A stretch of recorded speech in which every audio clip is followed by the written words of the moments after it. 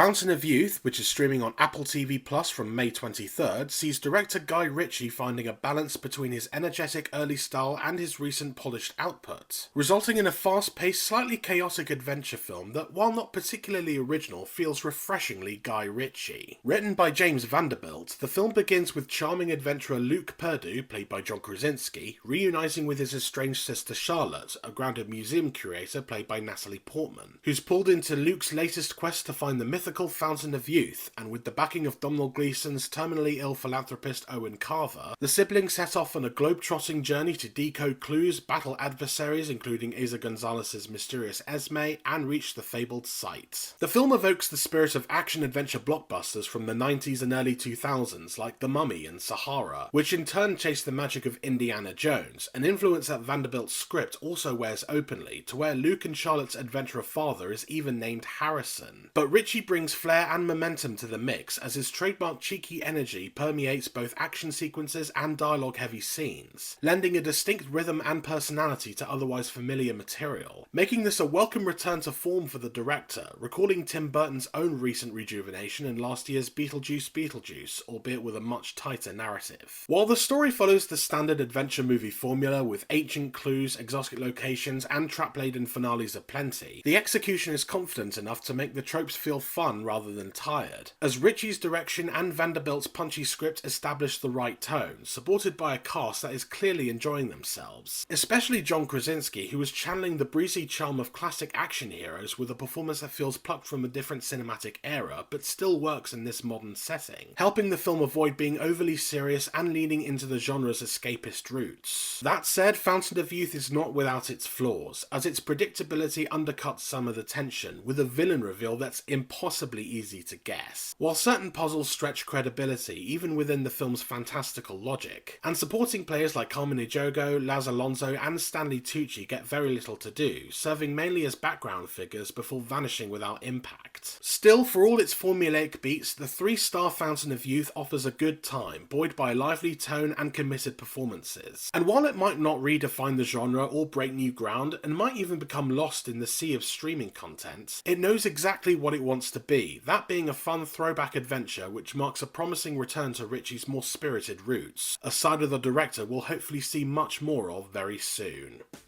Visit the Film Feeder website to read my more detailed review, but for now, thanks for watching, please like and subscribe for more reviews, and I'll see you next time.